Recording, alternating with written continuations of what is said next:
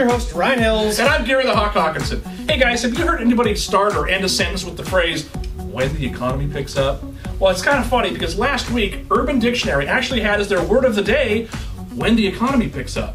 Now that's kind of strange because that's actually a phrase, but And not a word. Not a word, yeah. But anyway, it's really interesting to take a look at the definitions. They're really funny and they're really sad. Let's take a look at the first one. This is kind of funny. To provide an excuse to why one has not done something. True, very true. Very true. Secondly, suggest a vague intention of doing something later, similar to how the Spanish used the phrase mañana. Mañana. And the last one, add minimal credibility to an idea that is a pipe dream. I love that. That's to use it perfect. in a sentence, it's, I'll start my business when the economy picks up.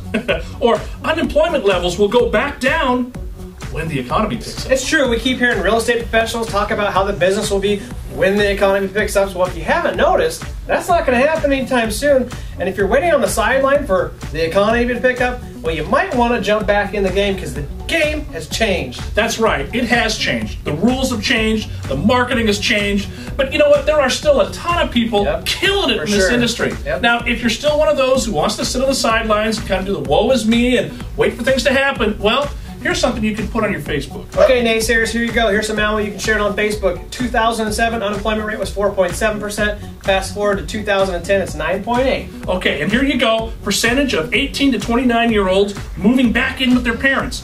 07, 24%. Fast forward 2010, 70%. And hey, one of them's my kid. Sorry to hear about that, Gary, but anyways, moving forward, more great news. Residential foreclosures back in 2007, well, roughly about 1.2 million. You fast forward to today, actually October 2010, it's going to be 2 million. Okay, and here's the granddaddy of them all. States facing a budget deficit. 2007, one state. Fast forward, 2010. 48 states facing budget deficits. Now, I don't know about you guys, but hey, that's exciting to share, isn't it? Okay, there you go. Now, for all you naysayers, do what you want with that. It doesn't matter. For the rest of us, we'll see you in Seattle March 2nd and 3rd. Well, we'll continue pressing on and learning the latest and greatest marketing strategies known to man. Now, March 2nd, we're going to hook up with Frank Array and Brian Stevens at the Northwest Video Marketing Summit. And then the 3rd, the RE Bar Camp. And to sweeten the pot, today, guys, we're giving away an HD flip camera, and we're also going to pay for your entry fee. Now, how do you get this? Okay, well, if you're a subscriber, don't worry, you're still in the running. All you have to do is forward the show on to somebody, have them click on this banner, and subscribe to the show. Now, what they should do is say that you're referred by Johnny, Joe, or whoever referred them. Here's the thing. If you got 300-400 people in your office, you can refer them all over and have them subscribe, and you'll have 300 to 400 chances to win. Hey, good deal. We'll see you there March 2nd and March 3rd. Good luck. Hey, here we go. Quick Facebook success story. I'm working late the other night, and this is for all the people that say Facebook doesn't work and only works for the people that you would talk to on a normal day basis. So here you go. I'm working late, and I notice on my screen all of a sudden Facebook pops up, and there's a message, and it says, "Hey lady, are you still in real estate?" Obviously it wasn't for me, it was for that other person. It says, "Hey lady, are you still in real estate? I was wondering if you could possibly list my house, give me a BPO, and tell me what I could get for my house. Call me. Here's my number." Can you tee it up any nicer than that? I mean, you really can't, and that proves a couple things. She hadn't talked to this lady in a while, you know, because she's asking if she's still in real estate, and it proves that it worked. Yeah. The lady says, "Yes, of course, I'll help you out," and bam, there's a listing. Hey, nice little Facebook success story. Yeah. Keep out your social marketing, and maybe that'll happen to you. Hey guys, this week's industry news that you can use. Washington State Housing Finance Commission took their credit score from a 580 to a 620. Now, some of you may have figured out, like we did, that when the banks raised their minimum credit scores to 620, you could still funnel those borrowers into the 580 Washington State Housing Finance Commission. Though, not going to be able to do that anymore, but hey, now you know.